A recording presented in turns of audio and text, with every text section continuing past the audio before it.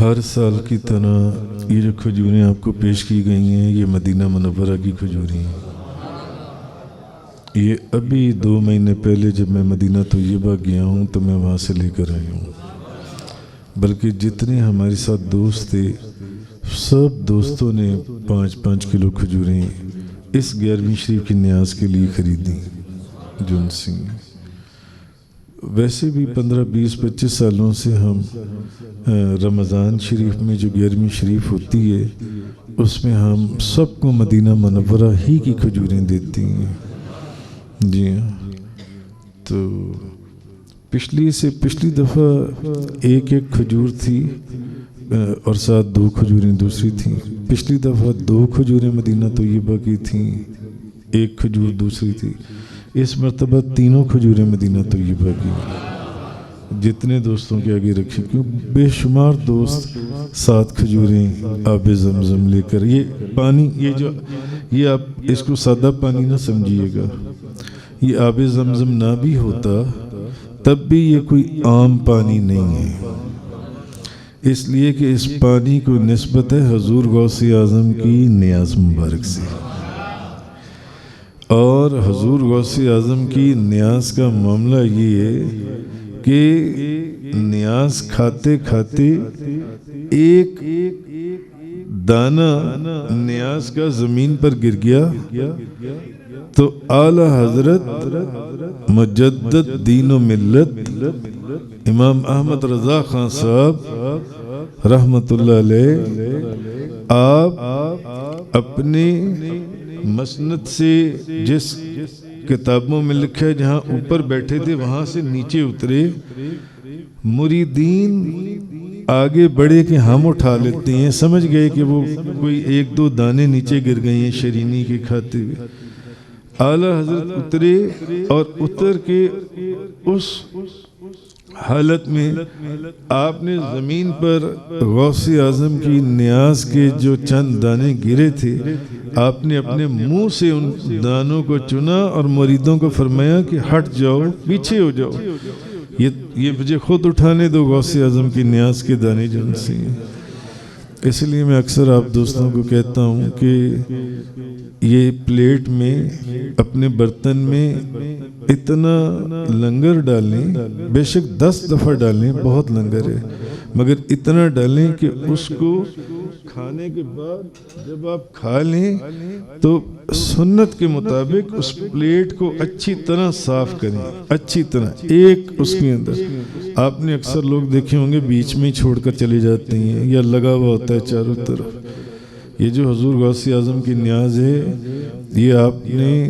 اس کی قدر و قیمت اگر سمجھنی ہے تو یہ جا کر پوچھیں آپ سلطان الہند خواجہ غریب نواز معین الدین چشتی اجمیری رحمۃ اللہ علیہ، اس نیاز کا پوچھنا ہے تو خواجہ شہاب الدین عمر سہروردی ان سے پوچھیں آپ، یا خواجہ حضور شیخ خواجہ بہاؤالدین نقشبند سے پوچھیں آپ۔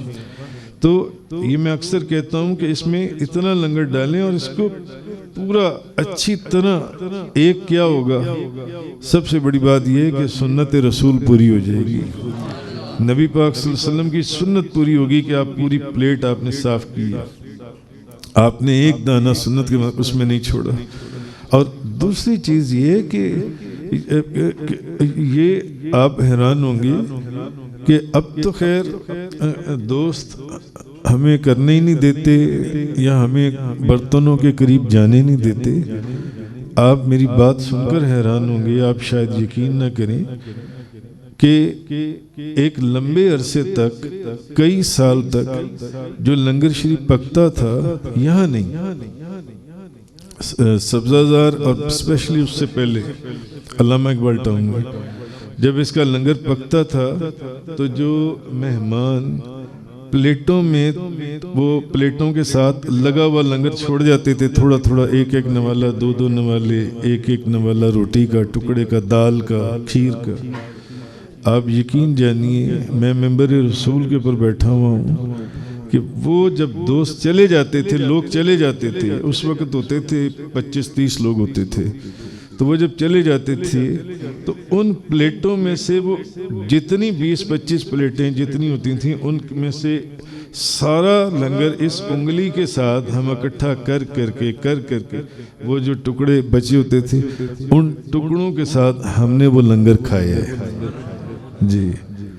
آج تو لوگ اور اسپیشلی جو پڑھے لکھے لوگ ہیں،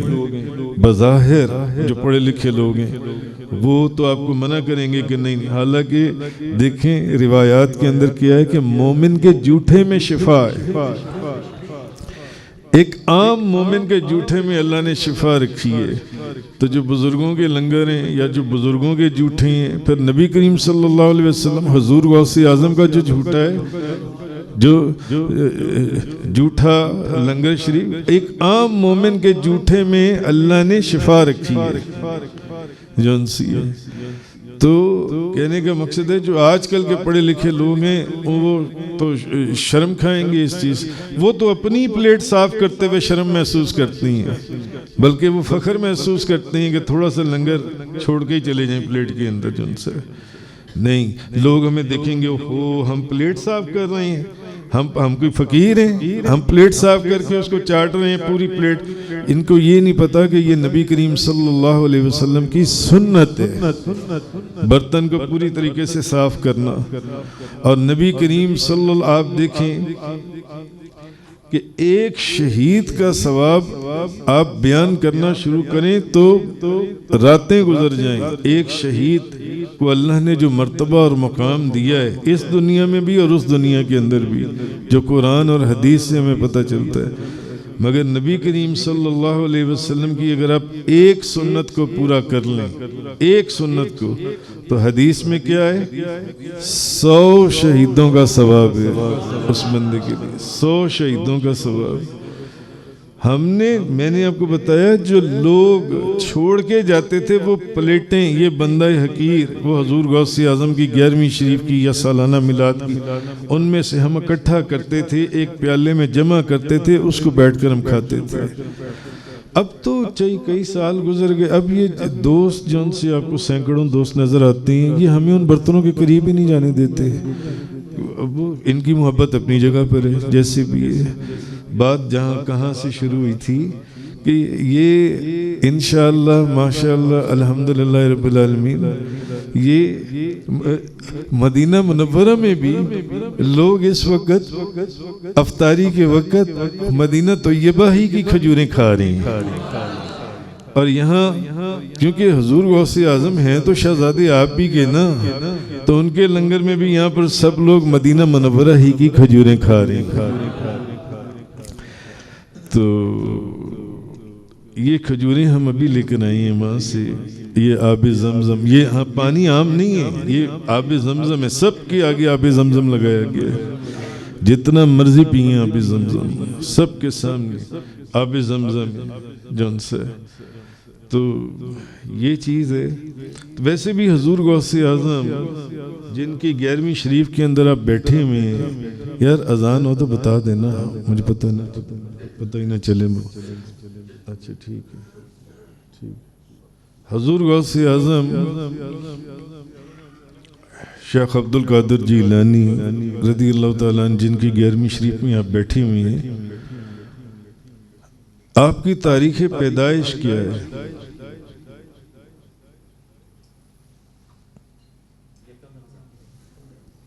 کون بولے؟ یاسر کیا؟ یکم رمضان کی رات میں آپ کی پیدائش مبارک ہوئی رمضان شریف کے اندر، اور بے شمار کتابوں میں غالباً اسپیسیفکلی میں کسی کتاب کا نام نہیں لیتا کہ اس نام ہے، مگر بے شمار کتابوں میں یہ لکھا ہوا ہے، غالباً قلائد الجواہر، بہجت الاسرار،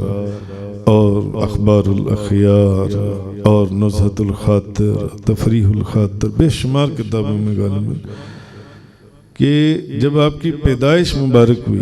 اب آپ مجھے بتائیں کہ پہلے دن کا جو بچہ ہے وہ کتنا ہوتا ہے؟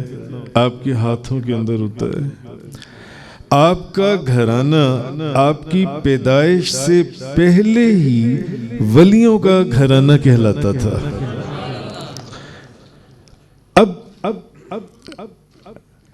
لوگ تذبذب کی حالت میں تھے، لوگوں کو پتہ نہیں چلتا تھا کہ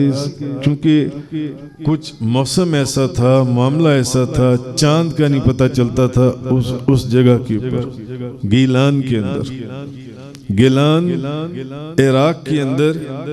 ایک بہت بڑا صوبہ ہے، پروونس۔ اس صوبے کے اندر جیسے پنجاب کے اندر لاہور ہے، ملتان ہے، اسلام آباد ہے، اس طرح اس صوبے کے اندر ایک شہر ہے راشٹ۔ راشٹ کے قریب ایک چھوٹا سا گاؤں ہے فومن۔ فومن کے قریب آگے ایک چھوٹا سا 20-25 گھروں کا گاؤں ہے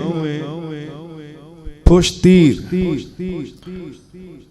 جہاں حضور غوث اعظم شیخ عبد القادر جیلانی کی پیدائش ہوئی۔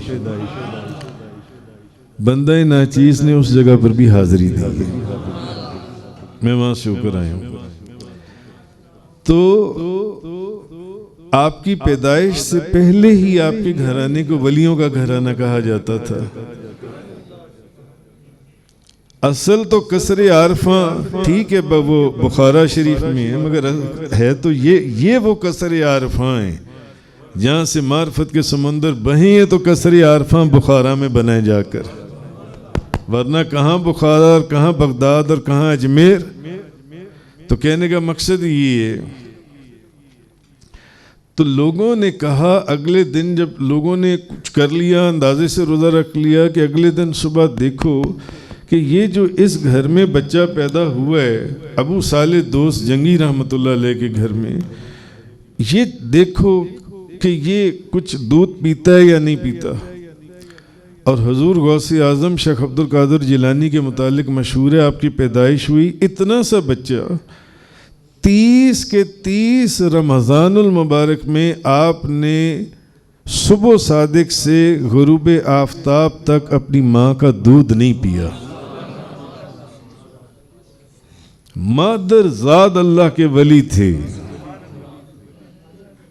ولی گر ولی تو تھے ہی تھے، کتب گر کتب تھے، مگر مادر زاد ولی تھے۔ 30 کے 30 دن حضور غوث اعظم شیخ عبد القادر جیلانی نے رمضان کے اندر صبح صادق سے غروب آفتاب تک انہوں نے اپنی ماں کا دودھ نہیں پیا۔ تو کہنے کا مقصد یہ ہے کہ حضور غوث اعظم شیخ عبد القادر جیلانی رضی اللہ تعالی عنہ، آپ کے ابھی 2 منٹ ہیں باقی، آپ فرماتی ہیں غنیت الطالبین کے اندر، آپ فرماتی ہیں رمضان کا مطلب ہے جلا دینا، جلانے والا۔ جو شخص رمضان کے تقدس اس کے ادب اور اس کا احترام کرتا ہے، اللہ تعالیٰ اس کے گناہوں کو ایسے جلا کر صاف کر دیتا ہے جیسے آگ لکڑی کو جلا کر ختم کر دیتی ہے، ایسے اس کے گناہ ختم ہو جاتے ہیں۔ اور آپ فرماتے ہیں دیکھو رمضان جو ہے را میم ضاد الف نون، فرماتے ہیں را سے رضائے الہی ہے، اور جب رضائے الہی حاصل ہوتی ہے تو میم سے محبت خداوندی حاصل ہوتی ہے، اور محبت خداوندی سے ضاد سے اللہ اس کو اپنی ضمان میں لے لیتا ہے، اپنی ضمانت کے اندر، اور پھر اس کو اپنی ضمانت میں لے کر اس کو اپنی الفت سے نواز دیتا ہے۔ الف سے الفت اور نون سے رمضان کے، فرماتے ہیں پھر اللہ اس کو اپنے نور سے منور کر دیتا ہے۔ مگر کس بندے سے؟ جو بندہ رمضان کے تقدس کا خیال کرے، رمضان کا ادب اور احترام کیا ہے، اس بندے کے لیے۔ تو آج 35